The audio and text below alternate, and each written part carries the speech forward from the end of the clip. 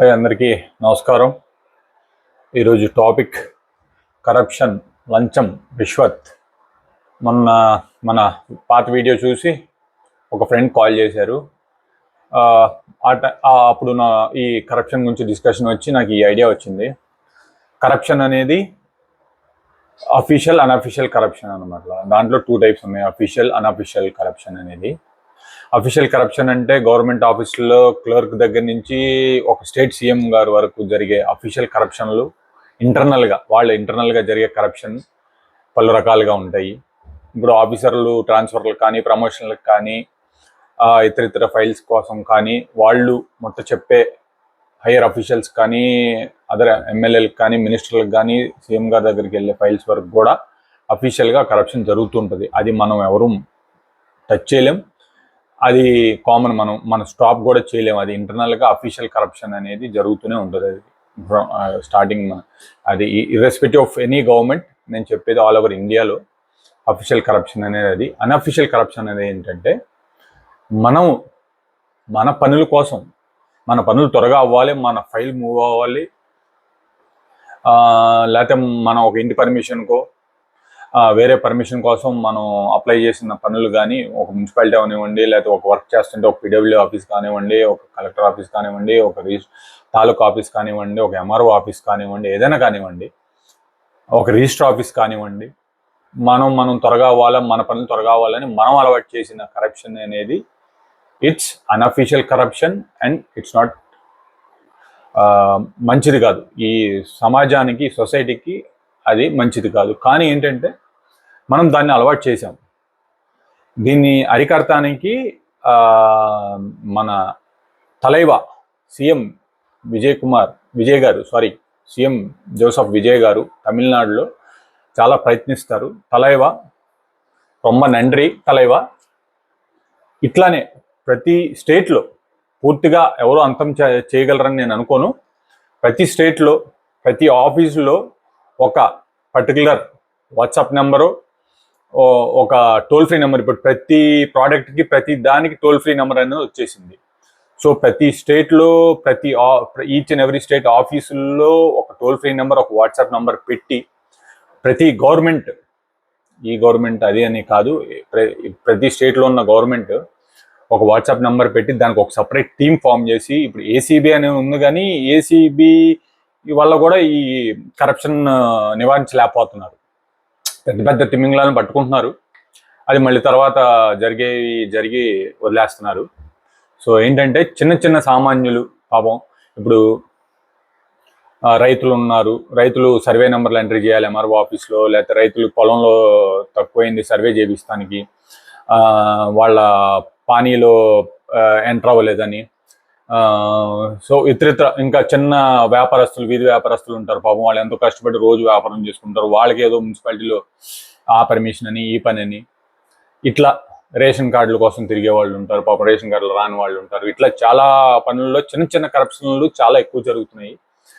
అట్లా నివారిస్తానికి ప్రతి గవర్నమెంట్ ఆఫీసులో ఒక టోల్ ఫ్రీ నెంబర్ అనేది ప్రతి గవర్నమెంట్ పెడితే బాగుంటుంది అనేది ఒక ఐడియా. ఎందుకంటే ఇప్పుడు సామాన్య మానవులు, కొంత మధ్య తరగతి వాళ్ళు, లేకపోతే కొంచెం డబ్బులు ఉన్న వాళ్ళు ఎంతో కొంత ఖర్చు పెట్టి వాళ్ళ పని అవ్వాలని వాళ్ళ స్వార్థం కోసం చేంజ్ చేసుకుంటున్నారు.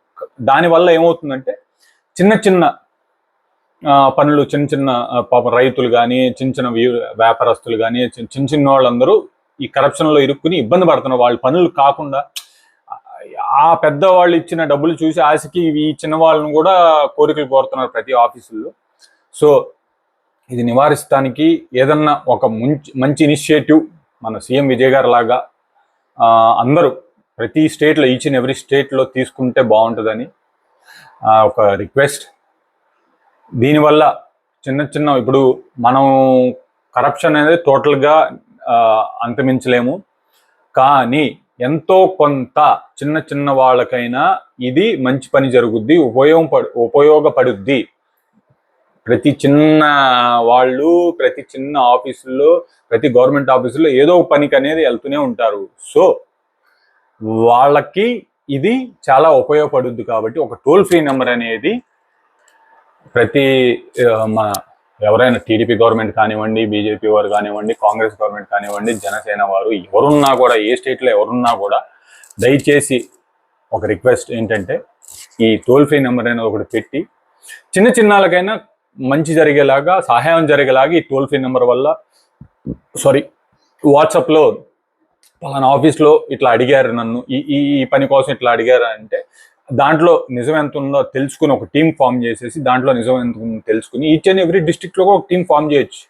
ఫామ్ చేసి తెలుసుకుని దాన్ని సాల్వ్ చేయగలిగితే ఒక విధంగా గవర్నమెంట్ కూడా, రూలింగ్ పార్టీలకు కూడా ఒక మంచి జరుగుద్ది. అంటే దానివల్ల నలుగురు చెప్పుకుంటారు, సో అండ్ సో నేను ఈ దీనివల్ల ఈ ఆఫీస్లో నా దగ్గర లంచం లేకుండా నాకు ఈ పని అయింది, ఈ పర్టికులర్ పని అయింది, ఈ వాట్సాప్ గ్రూప్లో నేను పెట్టినంత వలన నాకు ఈ పని అయిందని చెప్పుకుంటారు. సో నా రిక్వెస్ట్ ఏంటంటే ఎవరైనా కానివ్వండి ఈ ఇనిషియేటివ్ని తీసుకుని, ఇప్పుడు నేను చూస్తున్నాను ఇన్స్టాగ్రామ్లో, అదర్ రీల్స్లో చూస్తున్నాను, తమిళనాడులో అతను ఎవరో లారీ డ్రైవర్ పాపం పోలీసు అతను ఆపి డబ్బులు అడుగుతుంటే వీడియో తీసి సీఎం విజయ్ గారు నేను పంపిస్తాను అన్నాడు. బాగుంది. అట్లా సమ్ ఇనిషియేటివ్ చేస్తే ఎంతో కొంత కరప్షన్ అనేది, అన్అఫీషియల్ కరప్షన్ అనేది చాలా వరకు నిర్మూలన అవుద్దని నా ఒక ఐడియా. సో అందరికీ ఇది రిక్వెస్ట్, ప్రతి ఒక్కళ్ళకి లోకేష్ గారు ఇది ఒక్కసారి ఆంధ్రప్రదేశ్లో ట్రై చేస్తే బాగుంటుంది అని అనుకుంటున్నానండి. ఒక్కసారి చూడండి సార్, ఒక టీంని ఫామ్ చేసి ఆ టీం ఎట్లా వర్క్ అవ్వాలి. ఇప్పుడు ఐటీ టీమ్స్ ఉన్నాయి, అదర్ టీమ్స్ ఉన్నాయి. ఇప్పుడు మీరు ప్రజా దర్బారాన్ని పెట్టి సమస్యల కోసం అప్లికేషన్స్ తీసుకుని, అర్జీలు తీసుకుని ఎంతో కొంత సాల్వ్ చేస్తున్నారు కాబట్టి ఇట్లాంటివి కూడా ఒక టీం పెడితే చిన్న వాళ్ళకి మంచి జరుగుద్దని అనుకుంటున్నానండి. అందరికీ ధన్యవాదములు. Once again CM Joseph Vijay గారికి రొంబ నండ్రి. మీరు చేసే ఈ మంచి పనుల్లో ఇంకా కంటిన్యూ అవ్వాలా.